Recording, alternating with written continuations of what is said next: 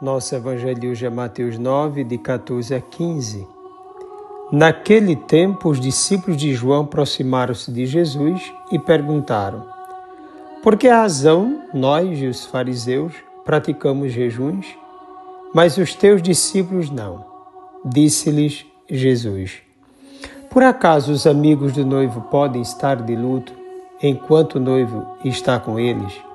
Dias virão em que o noivo será tirado do meio deles.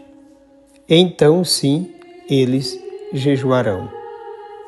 Palavra da salvação. Segundo São Jerônimo, a pergunta dos discípulos de João, partindo do texto de Mateus, é uma manifestação de soberba e vaidade culpável. Eles se gabavam de jejuarem à semelhança dos fariseus.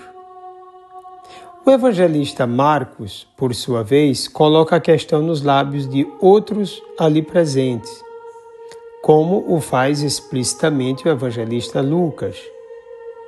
Com relação aos discípulos de Jesus, certamente eles tinham a mesma austeridade dos seguidores do Batista e dos fariseus quanto às suas responsabilidades, mas obviamente não da mesma forma. Aqueles jejuavam mais do que o recomendado pelo judaísmo, que estabelecia jejuar apenas uma vez por ano, enquanto eles o faziam 2 vezes. Já os discípulos de Jesus não tinham mais essa necessidade. Os demais, não vendo tal prática nos discípulos de Jesus, questionaram-no, reprovando-o.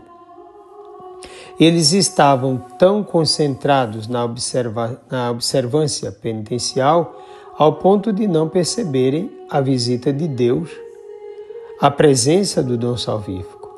Foram formados para cumprir a lei e não para libertar o homem.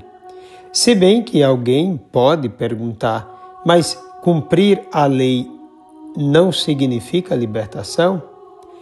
Depende, pois alguém pode cumprir a lei para ser justo diante da sociedade, diante dos outros semelhantes. Outros podem fazê-lo realmente tendo o homem como aquele que deve ser libertado. Nesse segundo caso, age Jesus Cristo, dando o verdadeiro sentido da lei. Jesus responde à questão que lhe foi apresentada com um provérbio: por acaso os amigos do noivo podem estar de luto enquanto o noivo está com eles?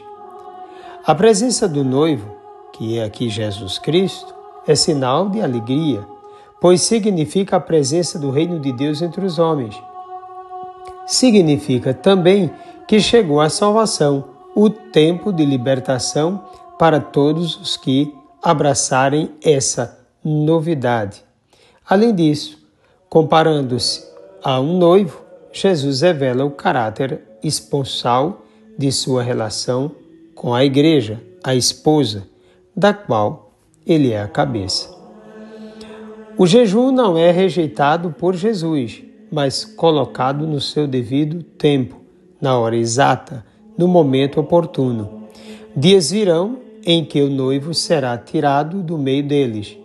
Então, sim, eles jejuarão. Depois de sua ascensão, a Igreja, por ele mesmo enviada ao mundo, mediante a força do seu Espírito, desde então vem enfrentando enormes desafios, perseguições, sofrimentos, rejeições, mortes, no caso aqui os mártires, por exemplo, lutas constantes em vista do reencontro na parousia. Este tempo que vem desde a ascensão e vai até o juízo final é o tempo de deserto da igreja, é a sua quaresma prolongada, é seu período de jejum e abstinência. Alguns pontos são muito importantes sobre o jejum. Permite a quem o faz refletir sobre suas próprias fraquezas e limitações, nesse sentido combate seu orgulho, permite-lhe descobrir a necessidade do outro, portanto ensina a solidariedade, estimula-o a comunhão com Deus, não só de pão vive o homem, como disse Jesus, e impulsionam a prática da caridade. É necessário ser, antes de tudo, consciente da própria fé, ter uma vida oracional, ser decidido na caridade e aberto à esperança, para se poder colher os benefícios do jejum. Precisa ter um horizonte essencial, uma meta a ser alcançada, uma vontade de realização em Deus, um desejo de intimidade eterna. A conquista do festim espiritual passa pelo jejum do corpo, muito bem lembrado todos os anos no Advento e na Quaresma.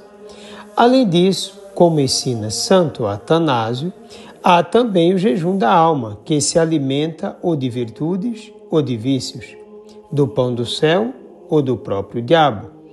A fim de combater os vícios e crescer nas virtudes, deve abandonar o que pertence ao inferno e configurar-se a Cristo. Desça sobre ti a bênção do Deus Todo-Poderoso, Pai, Filho e Espírito Santo. Um forte e carinhoso abraço.